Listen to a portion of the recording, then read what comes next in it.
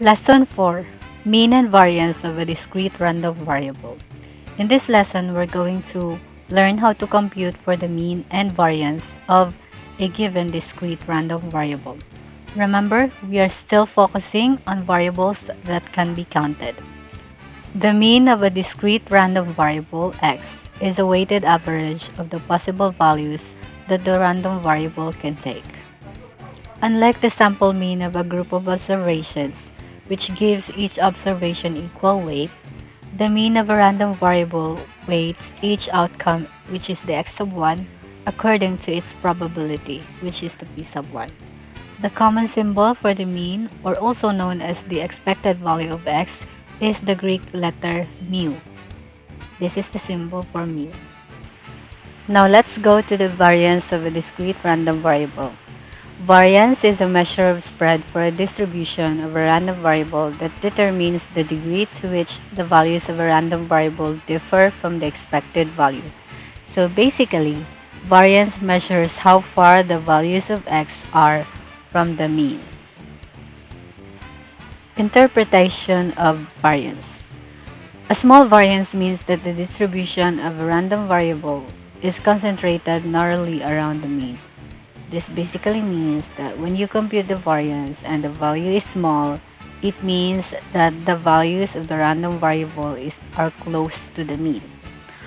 A large variance means that the distribution is spread out with some chance of observing values at some distance from the mean.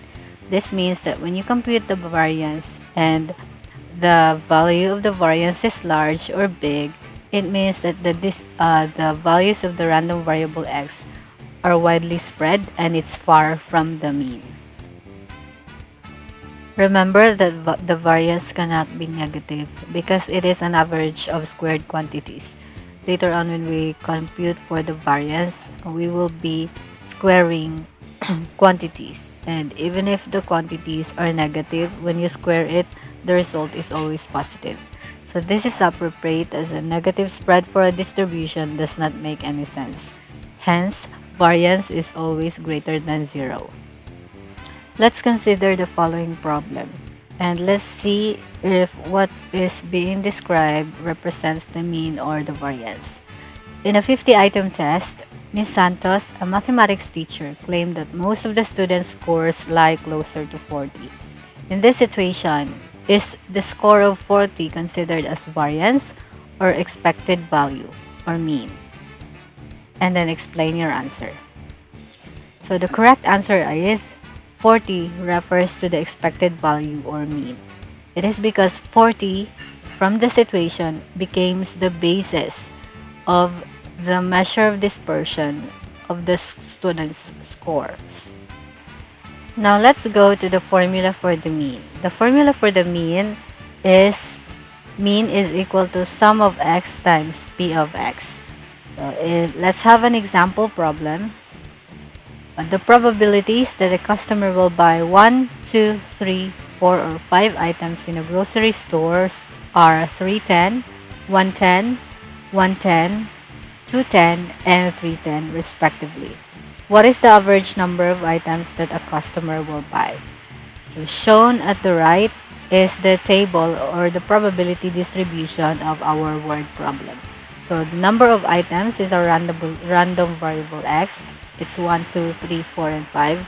And the corresponding probability is the p of x.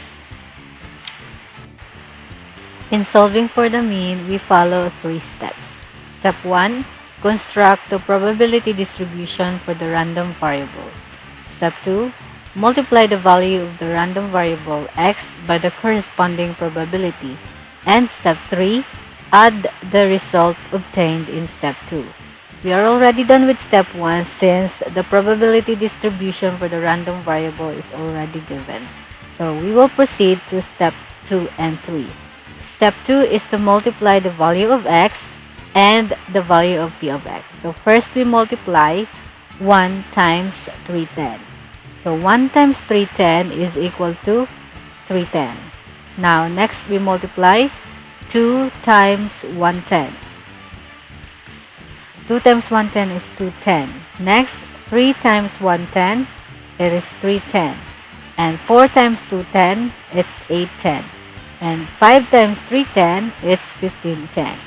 Now to solve for the mean, we simply add the values of x times p of x, because since the formula is mean is equal to sum of x times p of x. Now we add 310 plus 210 plus 310 plus 810 plus 1510. The answer is 3110.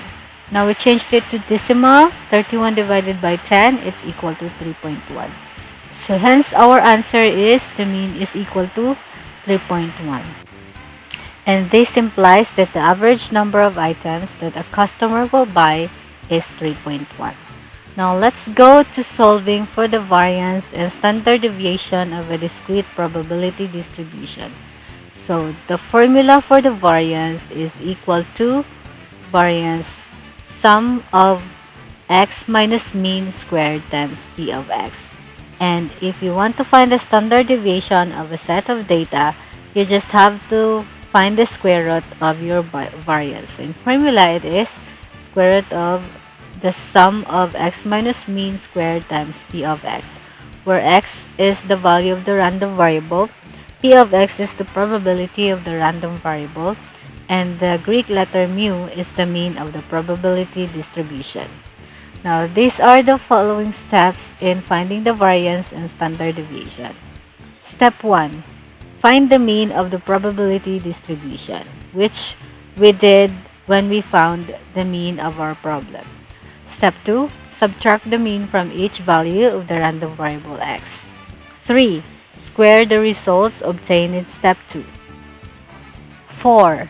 Multiply the result obtained in step 3 by the corresponding probability. And 5. Get the sum of the results obtained in step 4. Okay, let's go back to the same sample problem when we solve for the mean. So the problem again is the probabilities that the customer will buy 1, 2, 3, 4, or 5 items in a grocery store are 310, 110, 110, 210, and 310 respectively. What is the average number of items that a customer will buy? So again, the probability distribution table is given at the right, and since we already solved for the mean, we know that for the first column, the one with x times p of x, we already answered it a while ago, and we just have to multiply the values of x and p of x. So we just have 1 times 310, the answer is 310. 2 times 110, it's 210. 3 times 110, 310. 4 times 210 is 810. And 5 times 310 is 1510. And we already solved for the mean of the value of our mean is 3.1. Now for the next column, we need to subtract the number of items x and subtract it with the mean. So first we subtract 1 minus 3.1, and the answer is negative 2.1. Next, for the next column, we square negative 2.1. The answer is 4.41. So for the last column, the answer 4.41, we multiply it with p of x, the value of p of x, which is 310. So 4.41 times 310 is 1.323. Next, we subtract again 2 minus mean, which is 3.1, is negative 1.1. Square it, 1.21, and then multiply it with the p of x. 1.21 is 0.121. Third row, 3 minus 3.1 is negative 0.1. Square it, the answer is 0.01. We multiply it with 110, the answer would be 0.001. Next, 4 minus 3.1 is 0.9. We square 0.9. 0.9 square is equal to 0.81. And next, 0.81 times p of x, which is 2 over 10, is equal to 0.162. Next, 5 minus 3.1 is equal to 1.9. When we square it, it will become 3.61. Now, 3.61 times the probability of x, which is 310, is equal to 1.083. Now, to solve for the variance, we just have to add all the values in the last column. So we add 1.323, 0.121, 0.001, 0.162, and 1.083. And the answer is 2.69. Hence, the variance of the probability distribution is 2.69. Now, to solve for the standard deviation, you just find the square root of 2.69, then the standard deviation is equal to 1.64. So, there's our answer for the variance and standard deviation. Since the value of our variance is 2.69 and it's greater than 1, it is considered as a large variance. And since it is a large variance, we can say that the values of the random variable x is widely spread out from the mean. So there we have it for solving for the mean, variance, and standard deviation of a discrete random variable. Now, here are the words to ponder from this lesson. Since variance measures the distance of the values of a random variable from the expected value, which is the mean, our words to ponder from this lesson is the variance of people depends on how mean they can be. That's it for today's lesson. I hope you have a statistic amazing day.